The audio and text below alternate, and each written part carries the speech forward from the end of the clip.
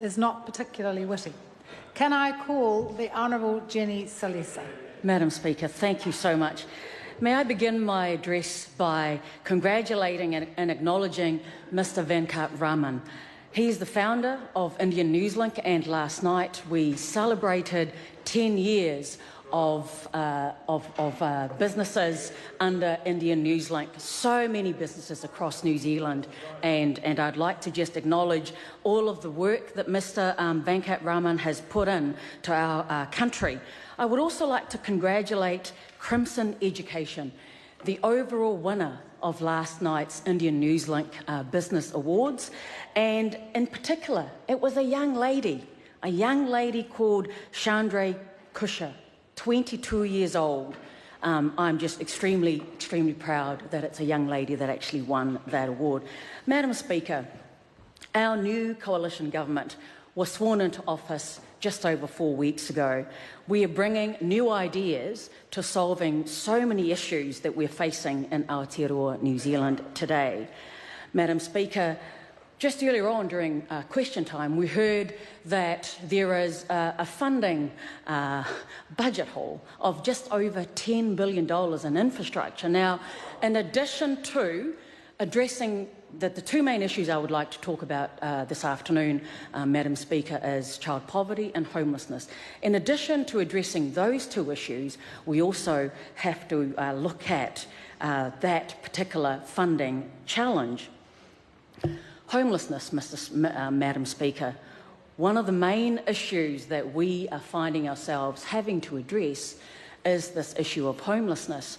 Now, I remember about 2 years ago now, when I was trying to highlight this particular issue from South Auckland, because this is an issue that I was a bit, initially when I became a Member of Parliament, I did not expect to actually deal with such volume of homelessness on a daily basis in my office.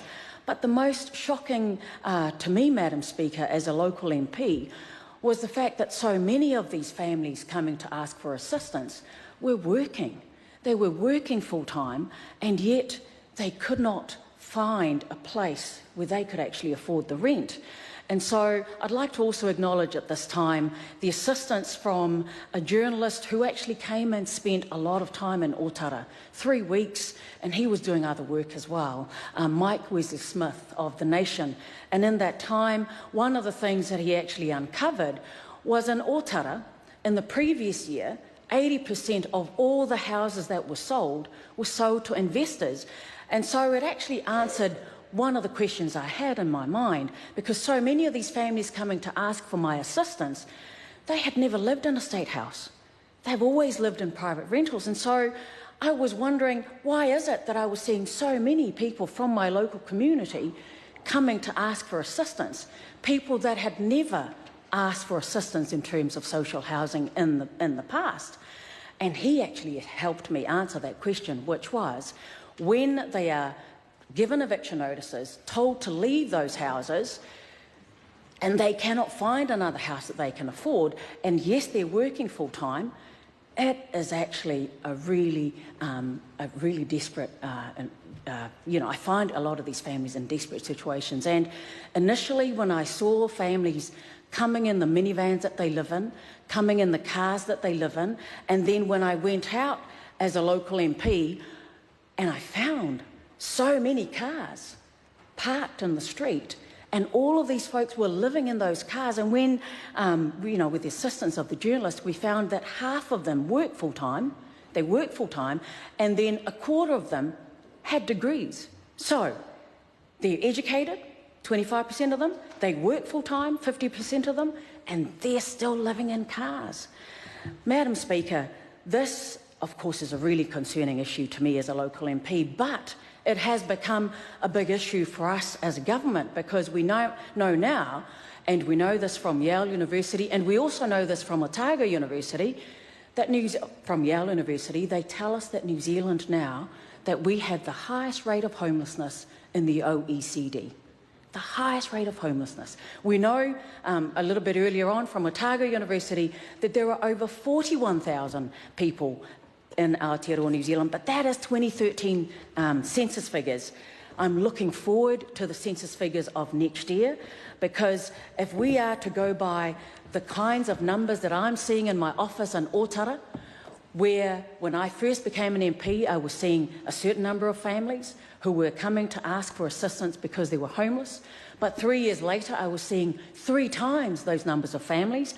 It is, I'm not looking, on the one hand, I'm looking forward to the actual numbers from Stats New Zealand, but on the other, it will probably confirm that we are having so many more who are living in these situations. Madam Speaker, one of the things that we've read in the media lately is some criticism of the kinds of experts that we, the government, are bringing together to give us the actual reality of homelessness, of rental, and of the conditions of our housing. But let me just say that what my parliamentary colleague and Minister of Housing, the Honourable Minister Phil Twyford, is doing in bringing these folks together is actually going to inform us. They will actually tell us this is the status of housing.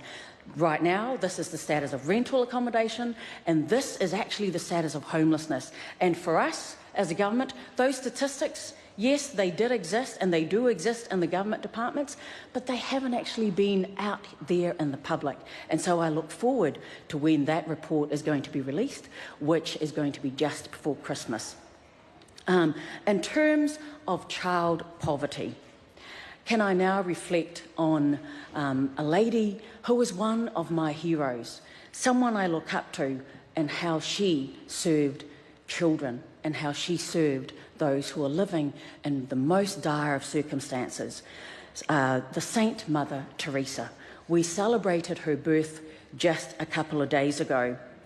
And as many of you already know, she has a life journey that is filled with love and compassion, filled with kindness towards our most vulnerable. She founded the Missionaries of Charity, a Roman Catholic religious congregation, and she has over 4,000 sisters that are in over 100 countries. And some of these sisters are right here in Aotearoa, New Zealand. I met a few of them over the weekend. One of the things that St. Mother Teresa did is she reached out to anyone and to everyone in need. She offered practical help no matter their race, their faith, or their social status. And one of the things that is occurring over in my electorate in Otahuhu, where there is a few Catholic churches, but also a few Catholic schools, as we have a non-government organisation that helps those who are homeless. It's called St. Vincent's. And this particular organisation works in collaboration with Macaulay Girls High School. They have what is called Vinnies. Now, what this organisation does is it assists our youngest students and helps them to serve those in need. And on a yearly basis, they come together and they go to St. Vincent's and they help them with food, they help them with clothes, and they help sort things out because we have too many of our families who are in need. But if I can go back to St. Mother Teresa, one of the things that she is quoted as saying, Madam Chair, is this, and I quote, "Stay where you are, find your own Calcutta, find the sick, the suffering, and the lonely right where you are." And another quote from her, "If you can't feed 100 people, then feed just one." At this time, Madam Speaker, I'd like to refer to a young boy, not in my electorate, a young boy from Manurewa. We know because this was covered in the media, this young boy, he would go past this older gentleman, a Pākehā gentleman, and what he would notice was this gentleman was crying. But what he did is he stopped. He asked him, "Why are you crying?" This was a homeless person. This older gentleman shared with him that he had lost his wife, he had lost his home as well because he had lost his job. But what this young boy did is he shared his lunch with this gentleman. This gentleman now, we know, tells us that that act of kindness, that act of love gave him hope. And every day he would look forward to this young person stopping by to share his lunch. Can I just say that if many of us in this house just share a little bit of kindness, just like this young boy and just like St. Mother Teresa, we would help a whole lot more people. Thank you very much, Madam Speaker. Madam Speaker. Melissa Lee. Thank you, Madam Speaker. It's a great pleasure to rise